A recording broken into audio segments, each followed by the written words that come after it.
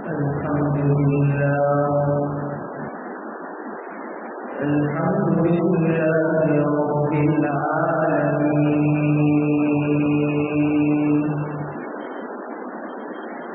والعاقبة للمتقين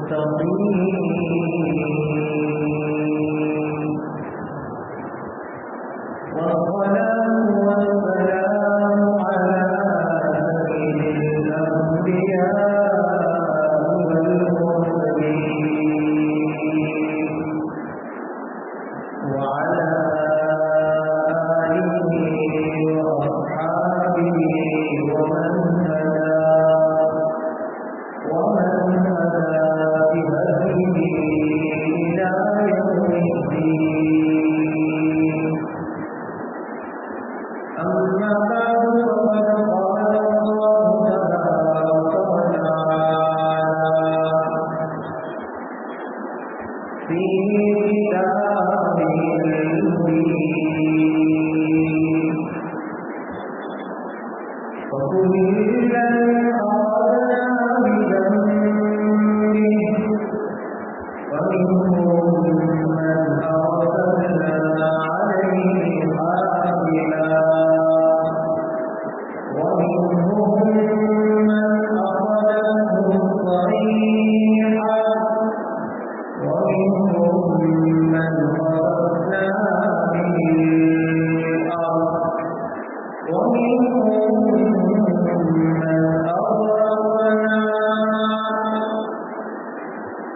وما كان الله ليظلمهم ولكن كانوا أنفسهم يظلمون.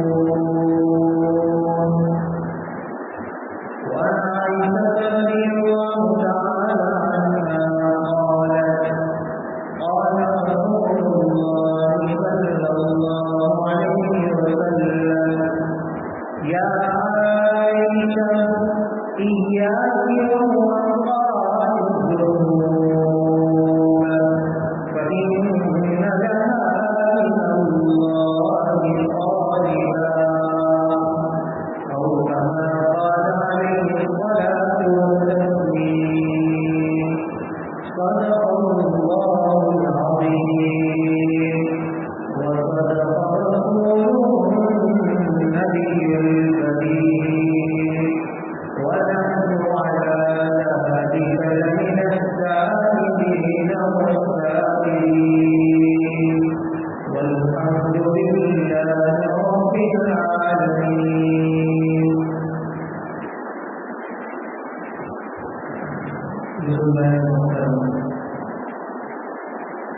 گزشتہ جمعہ ہمارے سامنے گناہوں کے متعلق کچھ باتیں آ رہی تھیں. انسان کی سب سے بڑی کامیابی ہے کہ بندہ اپنے آپ کو اللہ تبارک و تعالیٰ کی نافرمانی سے بچائے. یہ نہ دیکھے کہ گناہ چھوٹا ہے کہ بڑا ہے، کبیرہ ہے کہ کبیرہ ہے، بلکہ یہ دیکھے کہ کس اور کی نافرمانی ہوتی ہے. اللہ کی عظمت کو اور انسان دیکھے کہ انسان اپنے آپ کو اللہ تبارک و تعالیٰ کی نافرمانی سے بچا سکتا ہے. پوری دنیا کے اندر کوئی انسان پریشان حال ہے، کوئی مسلمان ایسا نہیں کہ جو پریشان نہ ہو. اس کی سب سے بڑی اور بنیادی وجہ انسان کے اپنے گناہ ہیں. گناہ یہ بھی معمولی چیز نہیں ہے، گناہوں کے بے شمار نقصانات ہیں. اس قدر نقصانات ہیں کہ ان کو بیان کرتے کرتے انسان پھنس جائے. اتنے نقصانات ہیں گناہوں کے، لیکن بنیادی طور پر تین بڑے بڑے نقصان ہیں گناہوں کے، اللہ کی نافرمانی کے. اگر ان تین نقصان کو اگر انسان غور کرے تو اپنے آپ کو گناہوں سے بچا سکتا ہے. سب سے پہلا نقصان گناہوں کا کہ جو انسان گناہوں کا عادی ہوتا ہے، گناہوں پر گناہ کرتا ہے، اللہ کی اپنے خالق اور اپنے مالک کے خلاف زندگی گزارتا ہے، سب سے بڑا مسئلہ یہ ہوتا ہے کہ اس کا پروردگار اس سے ناراض ہو جاتا ہے، اللہ کی ناراضگی اس کا مقدر بن جاتی ہے۔ جس انسان سے اللہ ناراض ہو، حقیقی معنی میں اس انسان کو زمین پر رہنے کا کوئی حق نہیں ہے، اس کی نعمتوں کو اٹھانے کا کوئی حق حاصل نہیں ہے۔ انسان کیسے زندگی گزار سکتا ہے اس حال میں کہ اللہ ناراض ہو، وہ زندہ نہیں رہ سکتا۔ اگر حقیقت میں انسان کے پاس صحیح دل ہو، صحیح طرح کا احساس ہو، تو انسان بڑھ جاتا ہے کہ میرا رب مجھے ناراض ہو جائے۔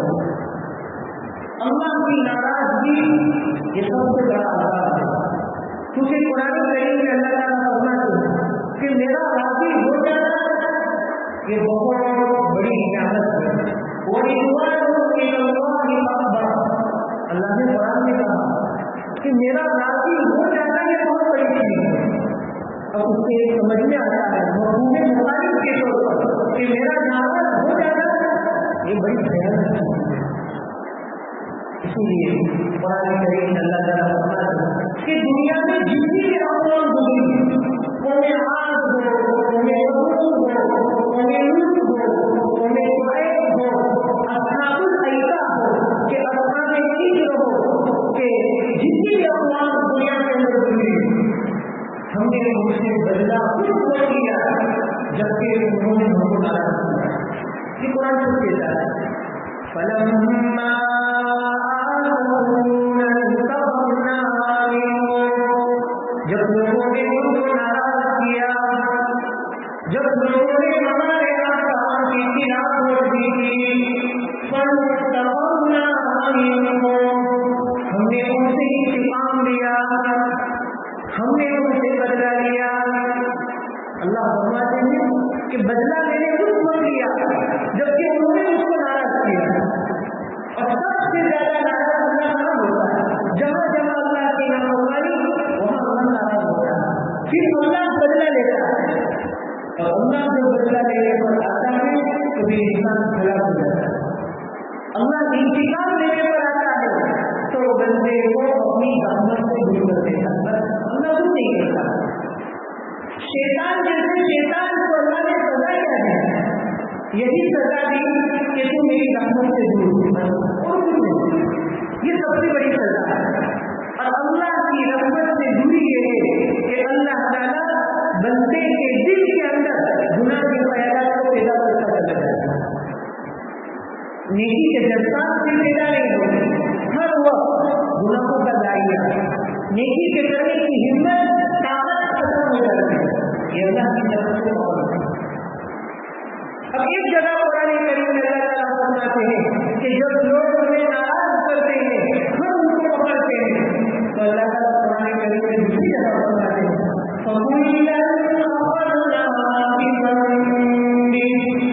ہمیں دنیا میں آنے والی ہر گناہوں کی تعداد میں پکڑا،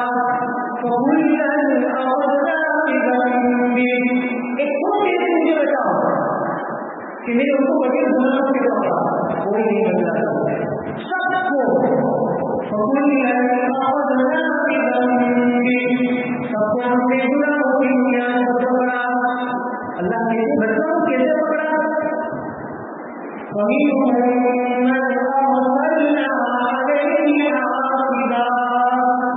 دنیا میں ہم لوگ تو ایسے گزرے، ہم نے اوپر پتھر کی بارش برسائی، ہماری پکڑ کہ جب انہوں نے گناہ کیا تو ہم نے کیا کیا؟ پتھر کی بارش برسائی، اٹھاؤ پہلے ان کو، مرد سے اپنی خواہشات کو پوری کرا، اسلام بازی خلاف فطرت طریقے پر خواہشات کو پورا کر رہے، اللہ نے پوری بستی کو اٹھایا، اٹھا دیا، آسمان کے اوپر لے گئے، وہاں سے زمین پر پکڑ دیا، پھر ان کے اوپر اللہ نے پتھر کی بارش کرا، پتھر کی بارش، قرب قیامت یہ بھی عذاب آئے گا اس امت پر، پتھر کی بارش ہو گئی۔ اللہ تعالیٰ یہ بھی پکڑ کا ایک مزہ، فَمِنْهُمْ مَنْ حَرَّمْنَا عَلَيْهِ حَرَّمْنَا،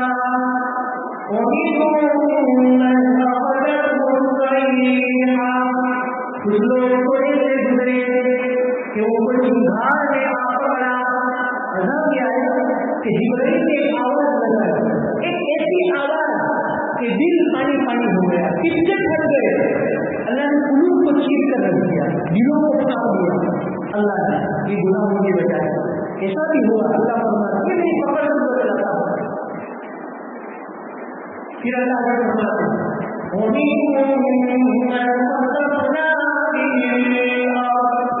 گناہوں کی وجہ سے ہم نے کچھ لوگوں کو زمین میں دھسا دیا. اٹھاؤ قارون کو, حامان کو, ہم نے ان کو زمین میں دھسا دیا. مال و دولت کا نشہ, مال و دولت کا دنیا کی محبت, موت سے نفرت اس قدر اس پر غلبہ ہوا کہ اللہ نے اس کو دیکھی دنیا تک زمین میں دھسایا. مفسرین نے لکھا ہے جب تک دنیا ہے وہاں تک وہ زمین میں دھستا چلا جائے گا. تو زمین میں یہ کوئی افسانہ نہیں ہے, حقیقت ہے. کس بنیاد پر؟ قرآن کہتا ہے گناہوں کی بنیاد پر, صرف اللہ کی نافرمانی. اس کے بعد اللہ فرماتے ہیں قرآن میں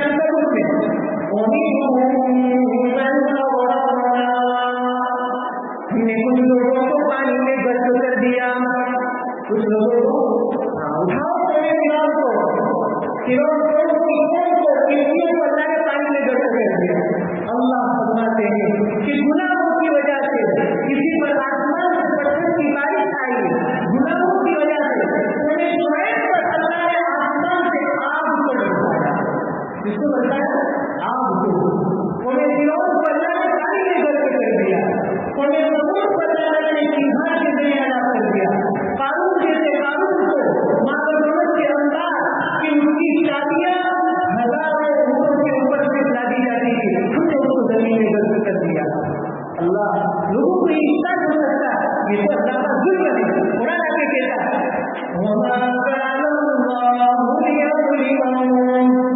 ہرگز ہرگز اللہ نے ان پر ظلم نہیں کیا, ولکن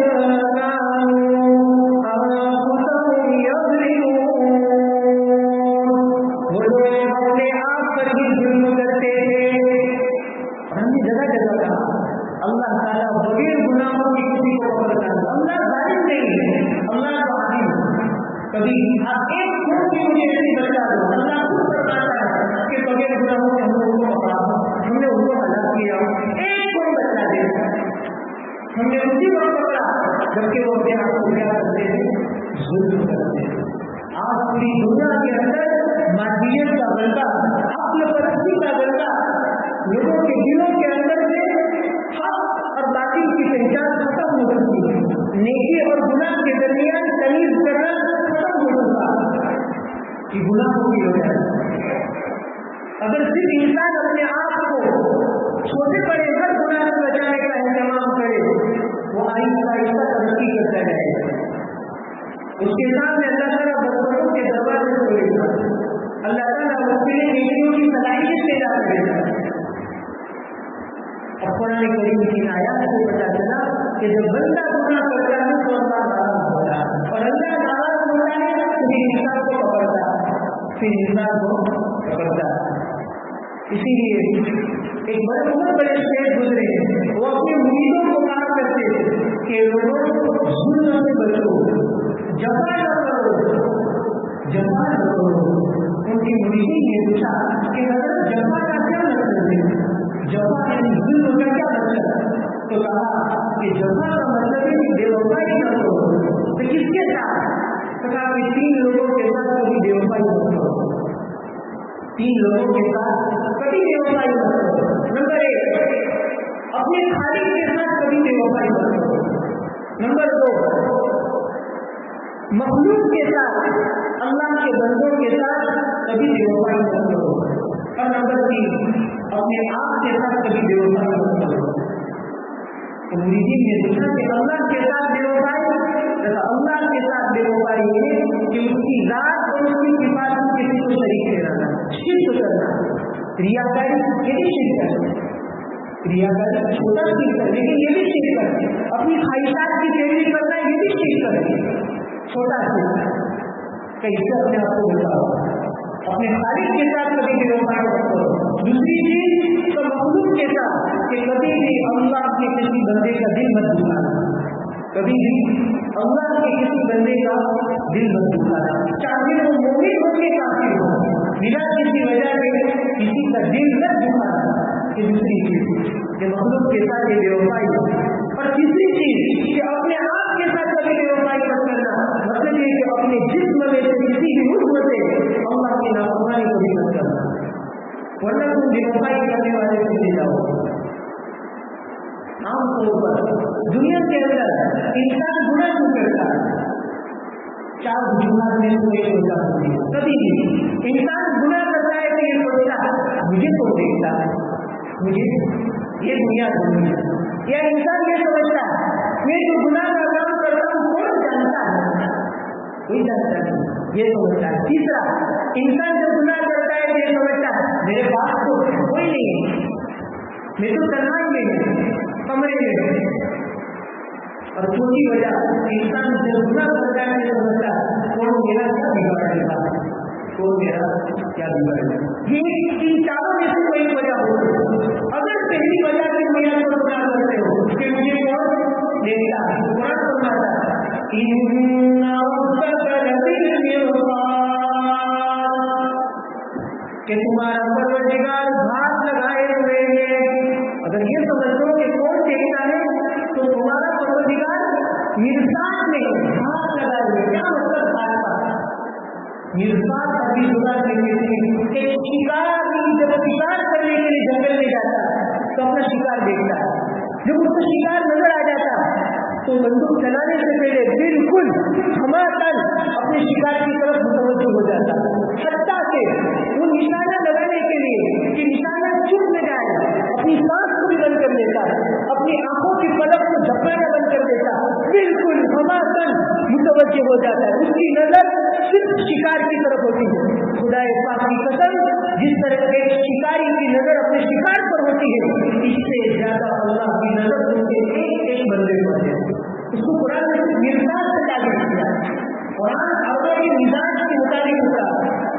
عرب کے لوگ شکار کیا کرتے ہیں. اللہ نے ان کو سمجھانے کے لیے کہا کہ تم شکار کرتے ہو, جنگلوں میں جاتے ہو, تو شکار پر کیسے نظر ہوتی ہے؟ اللہ کی ایک بندے کو ایسی نظر ہے. ہر وقت تم کسی کے کیمرے کے نظر نیچے ہے تو عجیب و غریب کیمرہ رہتا ہے, جس کو قرآن نے تعبیر کیا ان ربک لبالمرصاد.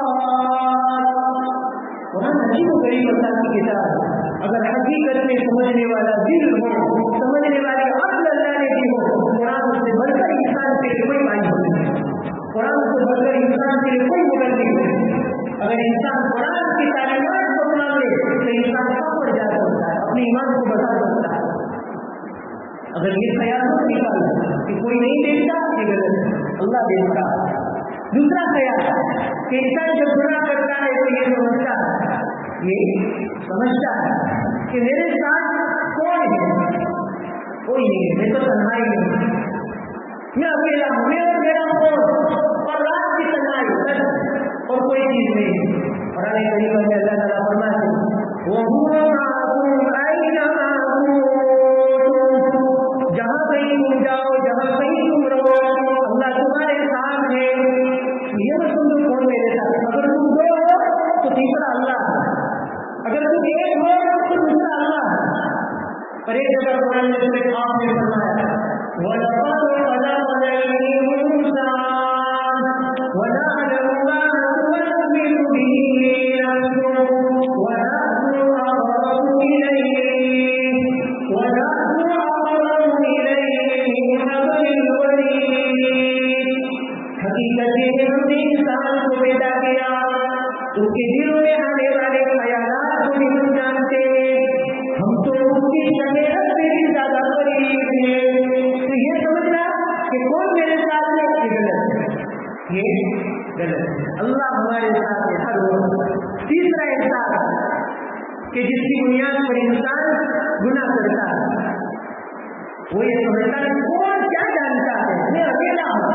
اللہ فرماتے ہیں واللہ علیم بذات الصدور, اللہ تو دلوں کے دلوں کو جاننے والا ہے. ابھی تو پلاننگ کر رہا ہے, سوچ رہا ہے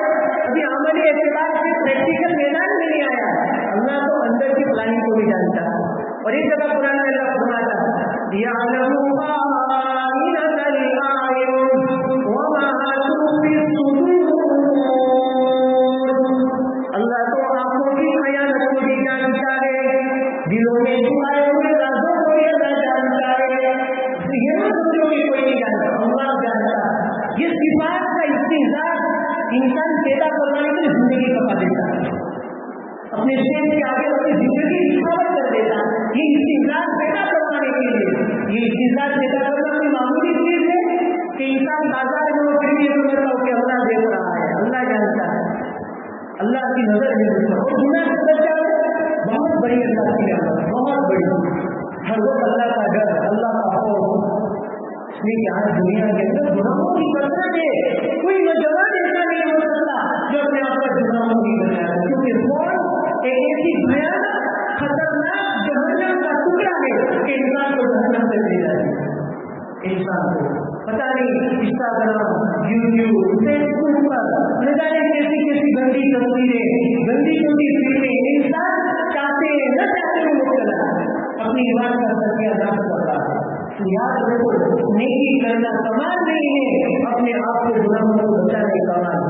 نیکی کرنا یہ کمال نہیں ہے، نیکی کو بچا بچا کر دنیا سے لے جانا یہ کمال ہے. یہ کمال ہے اپنی گناہ، اپنی نیکیوں کو بچاؤ، محفوظ کرو. چھوٹی چیز کہ جب انسان گناہ کرتا ہے کیا سمجھتا ہے کہ کوئی میرا کیا بگاڑ لے گا، کوئی کچھ نہیں کر سکتا. یہ صلاحیت انسان میں پیدا ہوتی ہے. آئیے کا حصہ جو گناہ کرتا ہے ایک اور انسان میں ایسا ہے کہ انسان یہ دعویٰ کرتا ہے وہ میرا کیا بگاڑ سکتا ہے. اللہ قرآن میں فرماتے ہیں وَلَا يُوثِقُ وَثَاقَهُ أَحَدًا، جب اللہ پکڑ کرنے پر آتا ہے اس کی طرف پکڑنے والا کوئی نہیں ہے، اس کی طرف کوئی پکڑنے والا نہیں. اور اللہ یہ جواب فرماتا ہے وَنَبِّئْ عِبَادِي أَنِّي أَنَا الْغَفُورُ الرَّحِيمُ وَأَنَّ عَذَابِي هُوَ الْعَذَابُ الْأَلِيمُ. میرے بندوں کو بچا دو، اگر میں رحم کرنے والا ہوں تو مجھ سے بڑھ کر کوئی رحم کرنے والا نہیں، اور جب میں پکڑنے والا ہوں تو مجھ سے بڑھ کر کوئی پکڑنے والا نہیں. وَأَنَّ عَذَابِي هُوَ الْعَذَابُ الْأَلِيمُ، میری پکڑ بڑی سخت ہے. اور اسی آیت کے بعد اللہ نے قرآن میں سورہ ہود کا واقعہ ذکر کیا کہ سب سے بھیانک واقعہ اگر کوئی ہو تو سورہ ہود کا فَجَعَلْنَا عَالِيَهَا سَافِلَهَا، اللہ نے ایسا پکڑا کہ ان کو سب سے زیادہ کرتے رکھتے ہیں. جغرافیائی اعتبار سے جو زمین میں مہارت رکھتے ہیں، جغرافیائی اعتبار سے جو مہارت رکھتے ہیں، انہوں نے لکھا ہے اس دھرتی کے اندر زمین کا سب سے نچلا حصہ اگر کوئی ہو تو انہیں ڈیڈ سی، مردار سمندر، بحر میت جس کو کہا جاتا ہے. جغرافیائی اعتبار سے اگر زمین کا کوئی ٹکڑا زمین کی سطح سے سب سے نیچے ہو تو اس جگہ ہے جہاں کوئی لوٹ آباد ہے. اللہ نے حقیقت میں زمین کا نچلا حصہ بنایا. آج کل سائنسدان نے اس کا انکشاف کیا، قرآن پہلے سے کہہ دیا الگر. میرے کہنے کا مقصد ہے اپنے آپ کو گناہوں سے بچاؤ، اپنے بچوں کو، اپنی نسلوں کو، اپنی عورتوں کو گناہوں سے بچاؤ. اور اس کے لیے سب سے بہترین طریقہ اپنے گھر کے ماحول کو تبدیل کرو، اپنی بچیوں کے ہاتھوں میں سے فون کو بند کرو، کھینچو. اسی فون نے گھروں کو برباد اور تباہ کر دیا ہے. شادی کے بعد ہونے والے نکاح کی برکتوں کو ختم کر کے رکھ دیا ہے، پامال کر کے رکھ دیا. دن بدن واقعہ، نکاح کے بعد طلاق، نکاح کے بعد طلاق، اس کثرت کے ساتھ ڈیورس آج ہو رہے ہیں اس شہر کے اندر کہ پہلے مشہور نہیں کیا جا سکتا. کچھ دن ہوئے نکاح کے بعد بیوی میاں کے ساتھ رہنا چاہتی ہے، میاں بیوی کے ساتھ. بنیادی وجہ سب سے بڑی اپنی بیٹیوں کی محبت کے آ کر ان کے ہاتھوں میں فون تھما دینا. بچپن یہ ہے، اب اس کو انسٹاگرام کی لت لگ چکی ہے، فیس بک کی لت لگ چکی ہے. اس کے بغیر اس کو نیند نہیں آتی، اس کے بغیر اس کو سکون نہیں ملتا. جو سکون کے لیے اللہ نے رات بنائی، جو سکون کے لیے اللہ نے شوہر کو بنایا، شوہر کے لیے بیوی کو بنایا، یہ سکون ختم کر دیا. اور یہود اپنی تمام کامیابیوں کے اندر کامیاب ہوتا ہے، اپنی تدبیروں کے اندر کامیاب ہوتا ہے. اس لیے سب سے پہلا قدم اپنے بچوں کو اپنے فون کے غلط استعمال سے بچاؤ. پھر گھروں کے اندر دین معمول پیدا ہو جائے اور اپنی لڑکیوں پر اپنی گہری نظر ہو، تب جا کر آپ حقیقی معنی میں مربی سمجھے جائیں